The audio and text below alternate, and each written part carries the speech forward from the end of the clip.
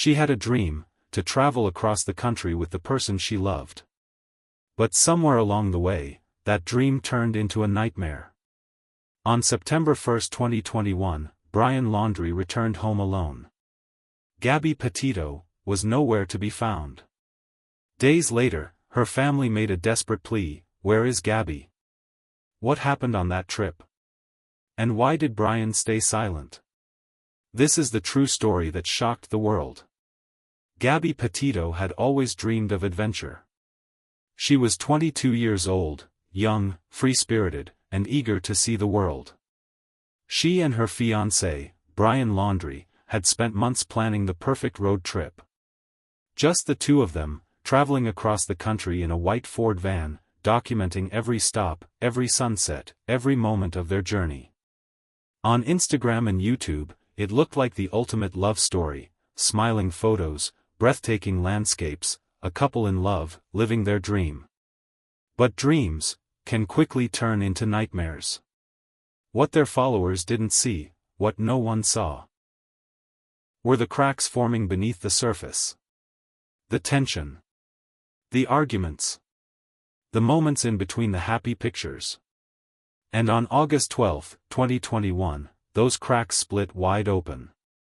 That day, in Moab, Utah, a call came into 911. A witness had seen something disturbing.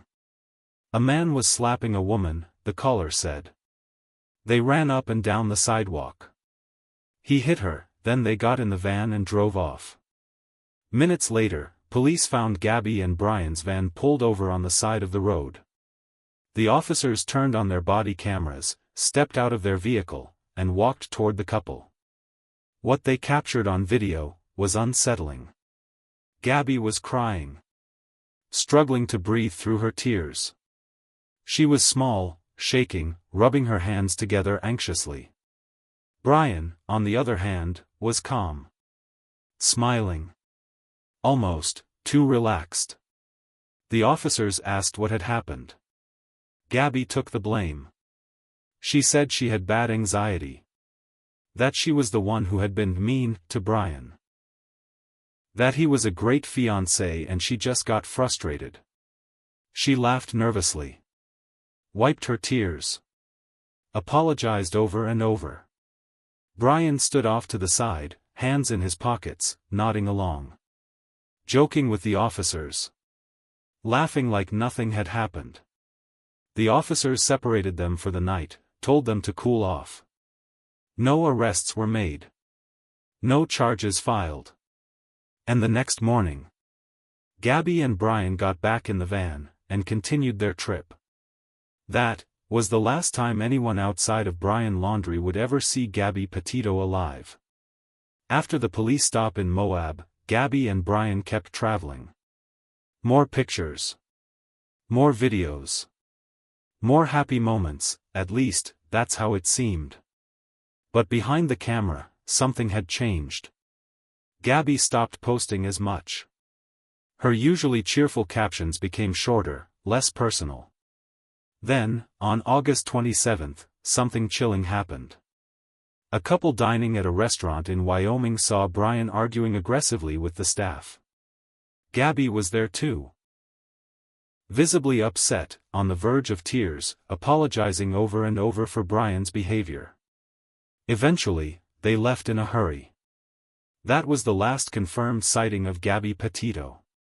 On September 1, Brian returned home. Alone. No explanation.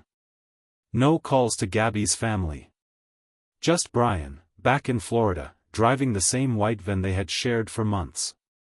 But now, there was no sign of Gabby. When her parents asked where she was, Brian refused to answer. He lawyered up immediately. Days passed. Gabby's family grew desperate.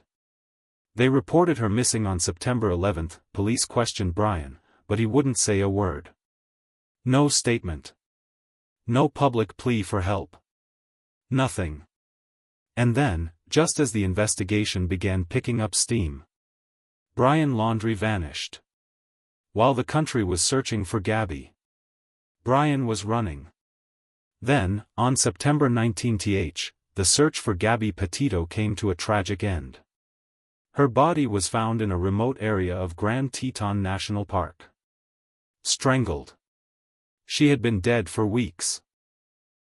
Brian was nowhere to be found. But inside their home in Florida, hidden among his belongings, was Gabby's notebook. And in it, a cryptic, final Instagram post that sent chills down the spines of those following the case. Happy Halloween. The post was dated August 30th. 3 days after Gabby was last seen alive. For weeks, the nation searched for Brian Laundrie, the only person who could explain what happened to Gabby. But Brian had disappeared, slipping away into the swamps of Florida. Then, on October 20th, 2021, search teams found him. Or rather, what was left of him. His skeletal remains were discovered in a nature reserve. Nearby, police found a dry bag. Inside, a notebook. And in that notebook, was a confession. Brian admitted to killing Gabby. But even in his final words, he tried to justify it, claiming it was a mercy killing, that she was injured and he ended her suffering. But the evidence told a different story. Gabby wasn't found with any injury suggesting an accident. She was strangled. Her death was brutal, intimate, and intentional. And just like that, the case was closed. No trial. No answers from Brian.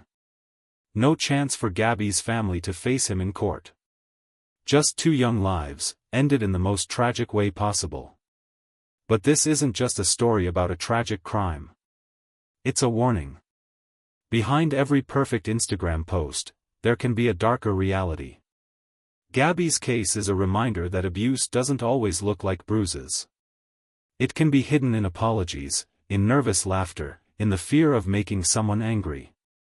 If you or someone you know is in a toxic relationship, please, don't ignore the signs. What do you think really happened between Gabby and Brian? Did the police miss an opportunity to save her? Let me know in the comments. And if you thought this case was chilling, wait until you hear about another road trip that ended in a terrifying mystery.